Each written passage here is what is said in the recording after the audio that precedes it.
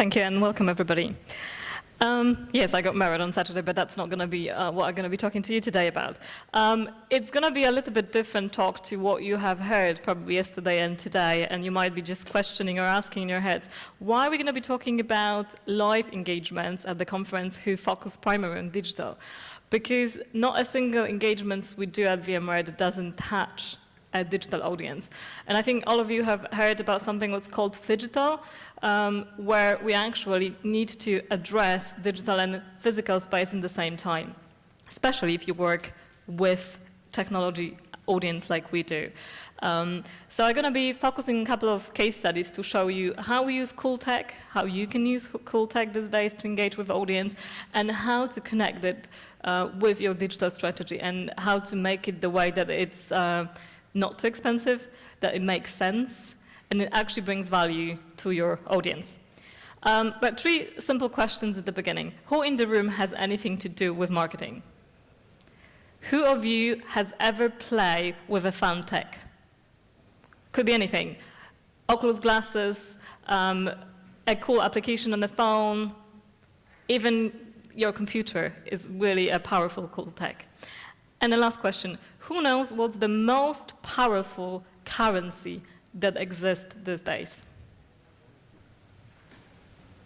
Yeah? That lady in the first?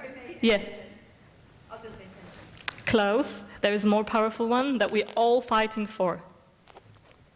Well, you told me at lunch, so it's a bit cheaper. All right, so you're a winner, but you can say loud. Data. Yes.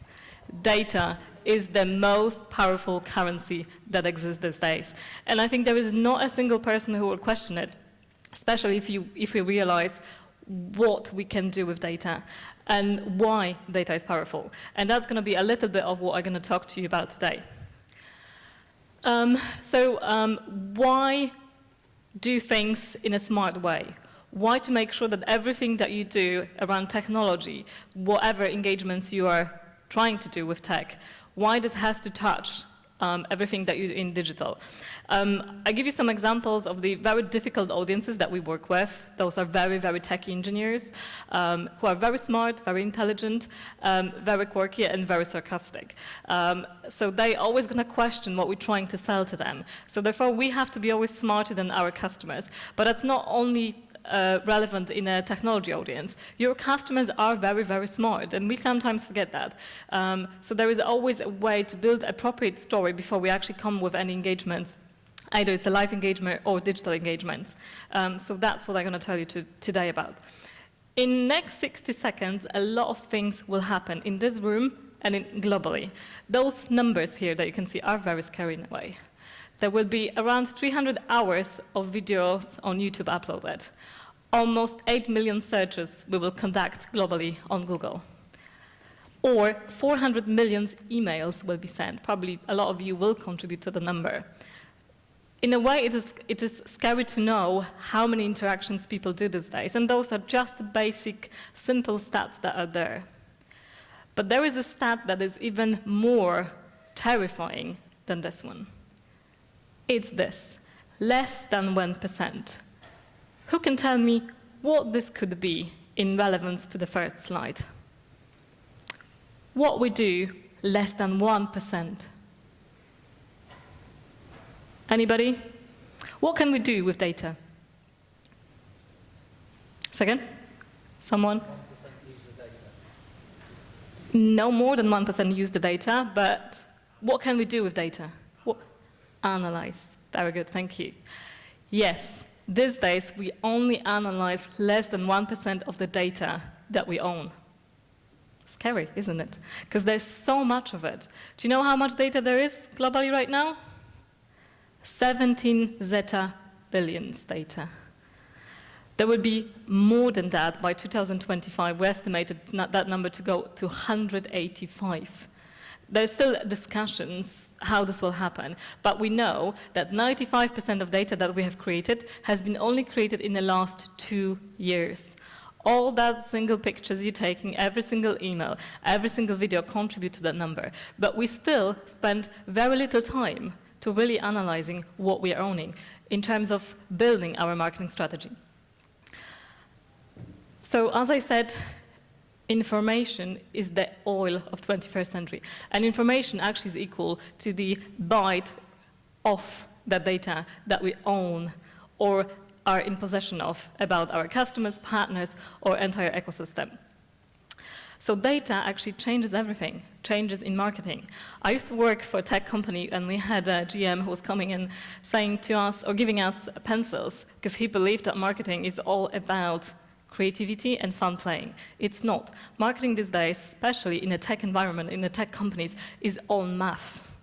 And if you're not good at math, you have nothing to do with marketing. It is art still. It is still about creativity, but for us, mathematical things around the data that we own about our customers is very important, and everything we do is driven by all that research we do around the data that we own or we have access to regarding where the data sits. And how are we doing it? You all know that there are different available tools or learnings. So big data is all the amount of data that we have. Then we have machine learning, which we can use to analyze this data. And the entire world about AI, so artificial intelligence. And truly speaking, even if we talk a lot about AI solutions, there's very few companies who make money on AI right now. There's a lot of companies who invest into AI department. There's a lot of startups who will go and try to sell you the AR solutions to work on your data. And some of them are going in good directions, some of them are not necessary. There's still a long way before we actually will be able to optimize and utilize all that solutions that we have to give us a very good understanding what can we do with that data. And only then we will be able to apply a very good solutions to address the market. Trust me. But I talk a lot about tech because I live tech and breathe tech every day, but isn't marketing really about tech or is it about people? Because that's what always people shout at me. No, it's not about tech, it's all about the people, because we do sell to people. Yes, we do. But technology helps us to sell to people, and it's a very useful tool. So it's very good to know what is out there and what you can use to really sell to the people. And the other sort of a question people do have to me or to lots of other marketers that worked in tech companies, guys, you have a lot of budget. You can do amazing things because your dollars are unlimited. That is not true. Actually, if you look at any big tech company, marketing centers in those big companies are revenue center internally. We are being really targeted on every single dollar that we spend. So everything we do have to make money. Yeah, so we are not coloring books. And we spend a lot of time into making sure that every single activity that we do really benefits primary customers, but also what we're trying to do as a company. So what is it all about engagement? So we strongly believe that technology can help us to actually build and create an emotional tie with your customers. And some people might not believe in this, but actually we have seen that engaging people through tech brings a lot of fun into their lives and into us and helps us to create an environment when people actually start contributing and became influencers. So a lot of campaigns that we have run and I show you today actually went out of control or been so successful that we didn't even expect what people might do with them. So let's talk about tools that are there that we can use these days more and more, and they actually almost everywhere where we turn right now. And there's a question if they're used in the best way or not. A lot of people try and go and basically start using everything that is there because everybody else is doing it or their competitors are doing it. So they jump into anything that's cool because everybody else is doing it. But that's not necessarily the best thing. So I show you what works and why to engage in certain technologies and why you might not want to touch the other ones if your company or yourself are not ready yet, or your customers are not ready to process this, because it's very important. So as I said, yes, tech needs a little bit of the investment in the first place, but it can be very smart investment and you can do cool stuff for not a lot, but still it's important that what you do is relevant. And every single tech fun engagement you will use digitally or in live scenarios like I do at events has to be really well thought through. So we do a lot of VR, and I'm sure a lot of you have tried and already did a lot of VR campaigns or participate or went anywhere globally and have seen great VR campaigns. This tool is now really broadly available. There is a lot of libraries from where you can get free content, or at least a portion of the content you need to create your own campaigns. It became cheaper and cheaper, and actually better and better to engage your audience. Augmented and merged reality. There's a lot of solutions right now as well there. Probably some of you already using it or have been offered this through your clients. Artificial intelligence, again, that is very broad. And we can talk about different tools in AI that we use internally as a company, or different AI engagements that we can offer to our customers, but I will touch on this a little bit later. Wearables, so we offer different engagements to customers through smartwatches and different stuff as well, depending on the campaign, but that's quite a lot of stuff that you can use in this area. And Internet of Things. So IoT is very close to my heart. And we do trying to use IoT solutions or build internally IoT solutions to engage our customers, to show how they can understand what we do while trying it on their own. And why it makes sense for them to actually see this in real life, because everybody, I guess, know what IoT is, because we have that knowledge, but we might never try this in a broader sense. So we might have smart lights at home and different things, but actually it's very nice to offer in the tech world where we are, to offer customers a playground where they can really see how cool stuff they can do with that tech. So I told you that before we actually sit and design any campaign that we do in either events or anything else, we write a storyboard. So we invite our partners or internal departments that we're going to work with, and have to remember about very, very simple things that you'll be surprised, but lots of people forget about. So everything you do has to be creative, really, and especially for the audience that I work with, because they hate repetition, and that's why we always check that what we do hasn't already happened in a different sense, because people will always point at that they already have tried this, and they will start comparing. So we're trying to be creative every single time when we offer something. We're trying to be very bold, because that's what people like. They like to be surprised, they like to try different things, they like to play with new different things. And what I said in the beginning, but it is really important, your customers are usually smarter than we are, because they are the one who knows and did a lot of search about products, and they are really educated. And we keep forgetting about this. They're not stupid people, they're extremely smart, so we always have to remember and start every single project storyline from the customer's perspective.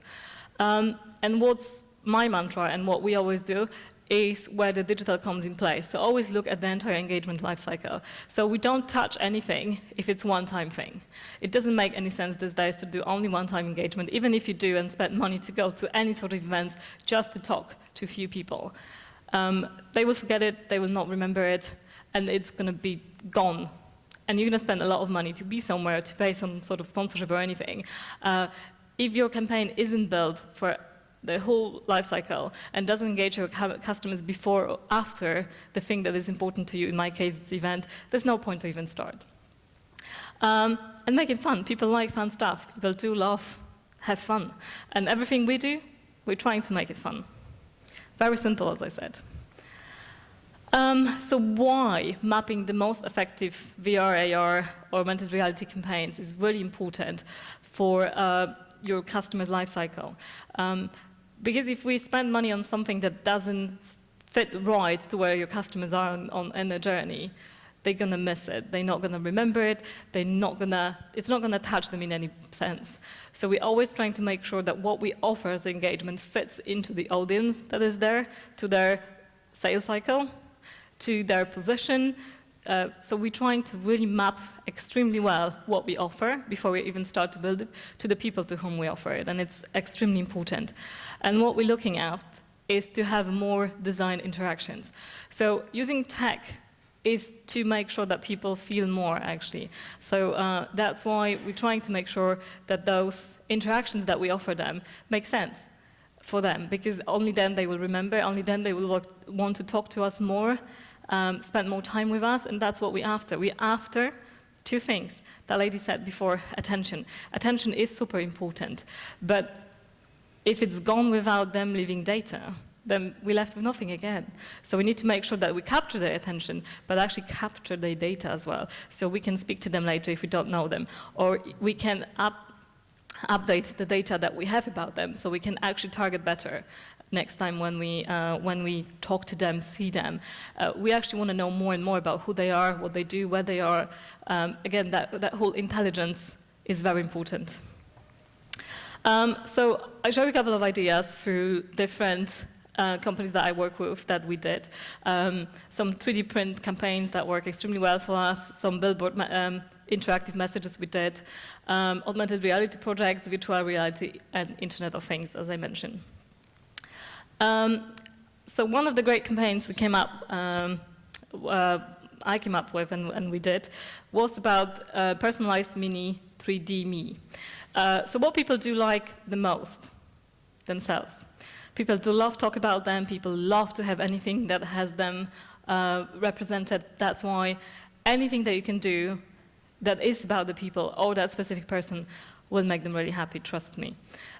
So we basically started with a social media campaign, knowing that a lot of people in tech are extremely busy. So we did a lot of surveys about our audience, and one thing that came up with the group is that they juggle a lot of stuff these days.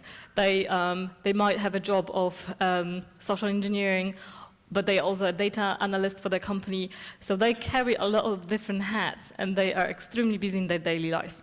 So we know that, so therefore we want to create a fun way to help them, to create their mini-me, to help them in their daily activities. We invite them to come on site where we've been present at the booth, so they could go and get their 3D print of themselves done. And that went viral even before we started. We had queues of people waiting to get their mini-me done. And there was a post-event contest around this that went so big that we didn't even expect it to happen that way.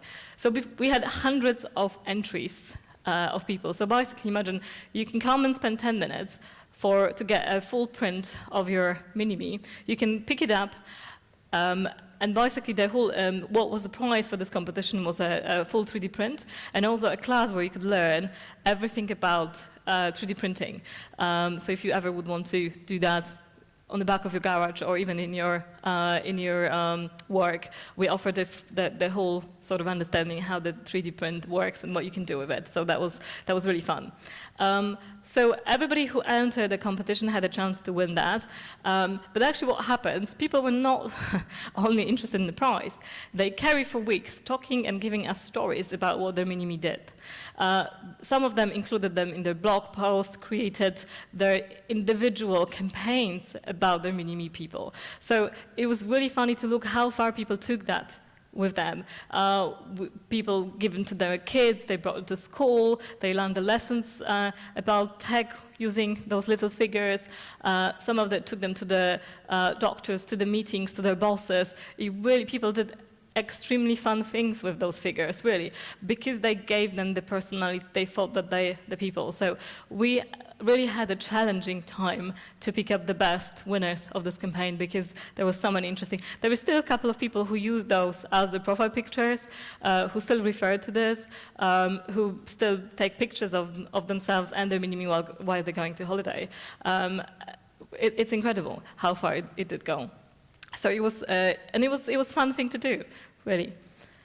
So, you could see a different sort of entries that people posted. They went again to the meetings and stuff. So it was really, really fun to see that. So I think in the end we got more than 6,000 pictures just in the week after the event finished. Personalized billboard messages. Again, going through the same thinking, people do like themselves the most. Instead of getting models for a campaign that we did once, we have invited our own customers to participate. And again, people do love to see their faces in different campaigns. So in a lot of things that I try to do is to engage the customers. And actually, it was not only about their face appearing, but about their statement. So they were free to say what actually the technology that we offer could do for them and did for them. In a funny way as well, so we were not really trying to direct them in a way what to say and how to say. We just really wanted them to have fun with it. And in the beginning, it's supposed to be a small campaign, only digital, but then actually people had so much fun with it that we took it outside, and we start using it for live engagements as well. So something that's supposed to be only digital went live, and we brought those posters on taxis, cars around the events. We built posters in offices with our customers. We sent little thank you books to customers' offices for those who have done it. So again, and I think that was one of the topics earlier today on the on a panel. Personalization is a key, even in tech. And again, all the things that we do, when they focus on the person who's doing it, bring us the biggest amount of ROI, because unfortunately we're just humans, and we do love to talk about us, we do love seeing ourselves everywhere. So really those kind of campaigns are really successful for us. Augmented reality. I do believe that that's one of the still undiscovered tool, and even more and more B2C companies are using augmented tech to advertise their product. We still can, and again, those solutions get much cheaper these days, and you can do a lot of it. And especially why I believe that that's going to be one of the great tools to use is because a lot of the digital content that it goes with that live product that you're trying to show is unlimited and can go different ways these days. So there's brilliant examples of augmented tools and apps that you can use. For this particular thing, imagine that you have a product that is that big that it costs you a lot of money to move from place to place, but it's also that complicated that you would like customer to play with. So again, how to save money on bringing those products to different places. You can basically build a digital version of it through augmented reality and let people play in it in almost the same scope as they would do while they will interact with a live product. It's interesting what you can do these days with augmented reality depending on what your business is about, but I wouldn't underestimate it. So in many campaigns that we have done, we have seen people equally playing with augmented reality like with VR. Those are completely different tools and techniques and things that you need to look. So I'm not gonna talk to you about this, but if you have customers who haven't yet tried, or you know that actually they would like to try, I would strongly advise you to think about reading a lot more about what you can do this time, because it does work for us a lot in different, again, campaigns that we do. Okay, and the VR, which is primary number one, if we're talking about the different techie cool toys right now that are there. So I don't think that there's any place right now that you can go that a VR solution isn't available. You go to Shard, you go to Waterloo, wherever locations in London, wherever museum, wherever big company demo station, the VR is almost everywhere. And a lot of companies have a full year planned VR campaigns these days for their launching sessions, and we're all keen to know what new is coming. But there's a lot to think about when you're actually planning to start a VR campaign before you actually do. So one thing in the past, again, as I said, it was budget, because they were expensive. These days, there's a lot of, as I said, the free libraries that you can tap into to find the content. So what you can do is, instead of investing and creating a lot of new VR content and recording everything yourself and trying to find an agency that will help you to do, you can basically tap to what exists and add personalization on top of it. And I have seen a lot of very good VR campaigns done on very, very small budget that been brilliant and haven't been designed from the scratch because customers didn't have enough money to do that. But it's, again, those licensed experiences that are there are just the base to use. Because what's important, again, is the personalization, so how you're gonna use it, and I show you how we have built the connections in between. Because what's important, and that's what I told you as well before, is the story. So if the story doesn't match to what you're trying to offer, there's no way that any tech will help you. So the first thing is always to think how I want to use it, why I want to use it, and only then to choose a technology that will support your vision of telling the story. Because really there's there's really nothing better than to understand what you're trying to say in the first place before you actually say it. And again, what's key these days, because again, the VR happens in real time, so the things that works the best for us is where we tie a VR experience with social media. So we do have to make sure that those live on social as long as possible. So it's not about, as I said, about how many people will try it, it's how many people will remember it. And there's a lot of ways you can make sure that those VR experiences goes online and people can try to use them online. Because if they're done for one-time use, again, lost money. But if you can create a campaign that is live online for VR, only then it makes sense. And the experience that people can come back with, even through simple Google Carbon glasses these days, are much more effective than only one-time use and spending money on creating either Oculus experiences or whichever tech you will choose for VR. So one of the things that people start with, and this is very tight budget campaign that we had, but very successful, because we have been sponsoring a racing competition. So we have actually branded and built our own little car by the people that work with us. So no budget spent on any external agencies or development. We use our own few engineers who come and build little car for fun in their garage that we could use and tie it with a content that already existed as a racing content. But what was very cool for people is to make sure that we basically made a main prize for people to do was to win a ticket for that competition in Barcelona. But also people could actually save their track, send it by email, and actually later do little trials between themselves. So basically, this experience, outside of only living in that one space, lived online. So imagine like a basic computer games that people come back to. And again, as I told you, we do work with a lot of techie people, and they love that kind of experiences. So basically, this run for almost 8 months. We have seen entries of people trying to compete together 8 months after the original one-time campaign that we're supposed to run. So it was brilliant. So a little customization through the VR and thinking how you can use it will definitely help you. So just a few pictures of, and we took this campaign and run it through a different basic. So you can see really that basic design here that was done in-house, but people really did love this. And again, something that, a different campaign that, that worked for us, I'm going to show you here, is that was something that we do with Google Tiltbrush. So again, as I said, when art and tech comes together, magic can happen. So we had once upon a time, we had a new sort of a product that we wanted to build and bring to the market that was all about the future, about designing data center of the future that doesn't really exist yet, but might in 2025 or in 2030. So it was even hard for people to understand and to imagine how this can look like, or how their jobs will change in the tech space when they get to that point. So since it doesn't exist, what can we do? Can we ask people to design it? So again, the best tool for this became a Tiltbrush that time, and we asked people to come to a live event and design their own data center using a Tiltbrush.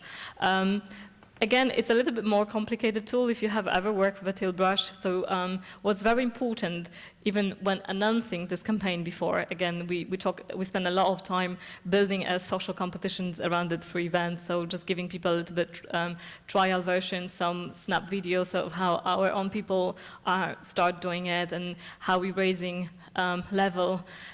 We also posted few videos where we gave people a basic understanding of the tools that they can use, so they can actually try a little bit playing in a video mode of what they can do when they come to us, when this will be live at the event. So again, this is where we build a storyboard when we think about every single interaction, how long it will take. And again, as I said, it's not about the amount of people who's going to try your engagement, but how many people will remember. But still, you're trying to engage. So we're always trying to make sure that we understand how lengthy will be a process. So it's important to know how many people you want to address within the time. So again, trying to do something that takes more than 10 minutes, it never makes sense if you're trying to address big audience. But again, making sure that people have enough time to do something cool while using VR also it needs to come to consideration. So the best experiences these days runs in between 3 and 5 minutes. 10 minutes is for something that is when you ask people to create something from the scratch, it really is a kind of a 10, 13 minutes a max time that you can give them, but also enough time for them to have enough time to create something. So okay, we did ask people to create data center of the future. They been engaged because we were able to give them a basic tools before as well through digital, and also sent to some of our influencers those tools. And then they came and tried. And it was spectacular. They loved that. The people who actually are tech engineers could really build on their creative natures and use Tiltbrush to design different things. Even things that might not exist in a tech really data center now, but who knows, maybe they will in 20 or 30 years. So people had the tutorials how to use it. If they skip that point in a pre-event journey, we still showed them tutorials on the side. They took a few minutes to take it, and off they go and play.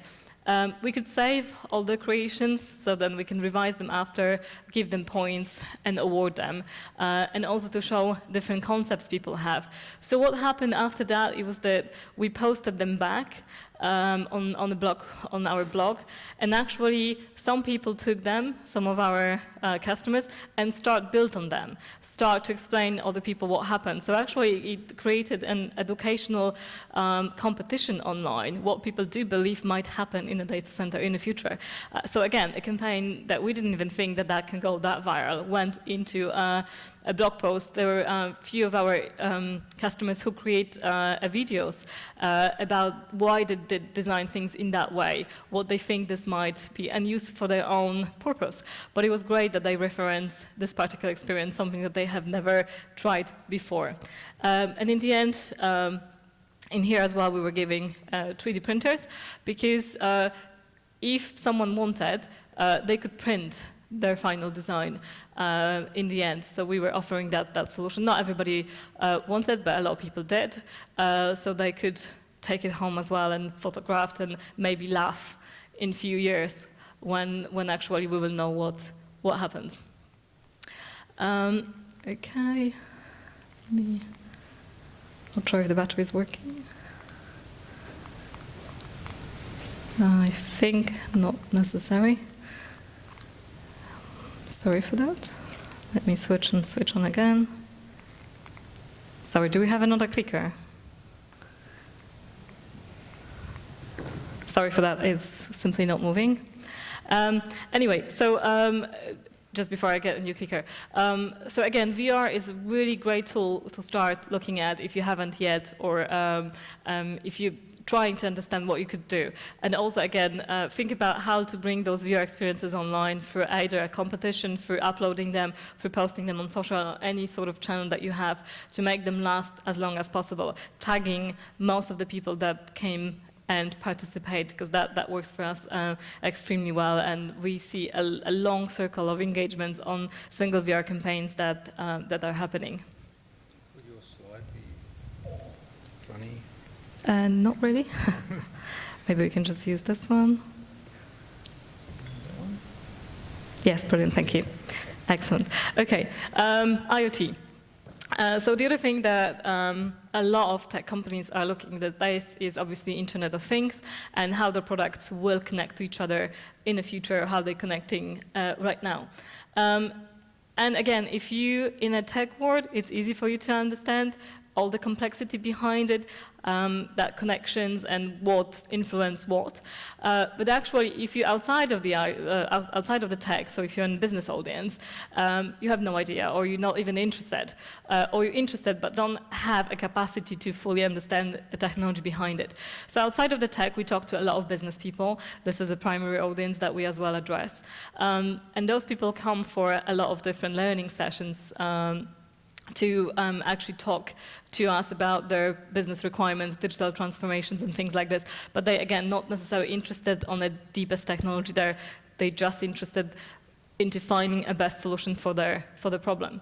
So to address those guys and still touch on the tech that might interest them, we built a different set of IoT live demos. So imagine we once sat and chat with a couple of engineers thinking, okay, so how can we bring this to life?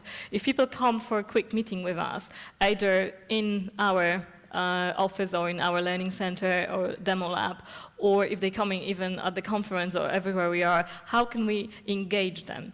And the guy said, oh, I would just like to have a drink and something to eat and then chat.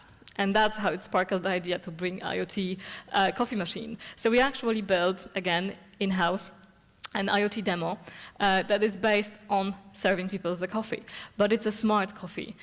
So people can, so we built an app that allowed people to choose the coffee in advance, a little bit maybe like, from Starbucks, but it was more based on a learning capacity of IoT. But anyway, before they even came to us, we sent them an email with invitations to have that smart coffee with us. So they can choose it in advance. They could send us information that went straight into their coffee machine. They got a coffee on arrival with all the specific information they either entered in the questionnaire we sent, or based on the profile that we already had on them. So it was all using machine learning for us to create the outcome. And it wasn't only the coffee, so you get a full report into your preference or taste or how this coffee can relate to who you are. And on the back of this, we have given people a full understanding of how this connects, so how the mobile application connects to actual coffee machine, how coffee machine is connected to actual data center where those information are stored, and how you can actually connect this to social profiles that are public to get to understand who you are as a person. So all of it connect, and then in the end, you get your dream coffee. Quite simple, but quite complicated on the back end in terms of how it works. But again, people were amazed that something like this is even possible. But it is in many cases because we are part of IoT world on a daily basis everywhere. All your smart devices are connected in many ways. But when we're actually trying to explain this in a basic way, it works.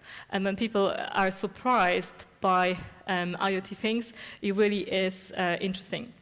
And the other example of a fun live demo that we did was about train journeys. So we had an event in Germany where people came in primarily by train because it was in partnership with one of the train companies. So again, we asked people in advance about what they think about train journeys. And again, a little questionnaire through the app that we use. And a lot of the things that came from that survey were built into a live train demo to show people how we can predict their journeys. This happens a lot this time, so a lot of train companies are already using this. Even which trains are more empty than the other one, where you can find the spaces. But you can actually do much more with those stuff right now. You can predict the temperature that people will feel good at, sitting at. You can do safety and security on the trains with the cameras and everything. So we basically created a mini experience for every single body who travel on a train to show them what could happen on their journey and what they can do with our IoT solutions in a bigger scale. This was just a sort of an easy to connect thing. And again, it was pre-event engagements. It was showing them at the meeting how this looks like, of course, on the miniature train. And then talking to them after for specific emails so they can remember, and we send them visualizations of how their specific journeys look like. So again, the personalization was there. So there were just a couple of different ideas that we have. Our three objectives or my three objectives when I look into building any of those campaigns. So there's no way to escape from AR, VR these days. They will go farther and farther, but you just have to be smart into learning what to choose and how to choose them. And you always have to have in mind your customers and what's going to work for them. In my case, it's primary tech audience, so therefore our stuff are quite techie heavy. But in case you work with retail or anything else, that could just be a right idea for your customers. That's very important. Not every company needs to use all the tools at once. Some of them are not ready, so you have to really be careful in how you're going to spend the budget on different engagements. So really plan ahead. We don't come up with a random campaigns. We build a year plan into every sort of tech that we're trying to build for people, so then it can scale easy, and we're also in control of the budget and the customer journey. So it's quite important to know in advance what you're trying to do, and never do ad hoc campaigns with tech, because it's just waste of money. And again, what I always say, you have to be pragmatic, because a lot of people just trying to do something. I'm spending a lot of my time at different events, and people just trying to catch attention. So they spend a lot of money trying to catch someone and get nothing out of it. They don't even capture data, or they capture data in very poor way. They don't do anything with that data later. They never give feedback to the customer who tried their thing. I'm sure it happens to all of you that you have tried something, never heard from those people, don't even really well remember who was offering you. You might remember what you did, but not remember the name of the company who has offered you that VR experience. So it's always very important to be ready and pragmatic into how can you prepare to a good tech, and you know, think in advance always. Okay, so that's all about me. And the thing that I said in the beginning about the AI, that truly AI doesn't yet exist in a way that we would like to think about this. So I do a few conferences with Sofia from Hands-on Robotics. So that's as close visualization to AI that is there. And actually, Hands-on Robotics does make money on the AI, but primarily using Sofia for education. Sofia isn't yet AI. Maybe someday she will, but right now it's still pre-programmed robot that talks a lot about how AI future will look like. But again, just to make sure that you know in advance, there is a learning curve. So a lot of these experiences started years ago. Now we come to the acceptance that these technologies are there. But there's a lot more things that will come, and only few people try them now because they're still very scary. We don't know how customers are gonna react to them, but there's no escape. This will happen, this way or the other. So it's better to be prepared to know how to use those tools. Like we a couple of years ago had to learn about video and social, that now we do have to learn and accept that VR, AR, augmented will become part of our daily routine in marketing. Thank you.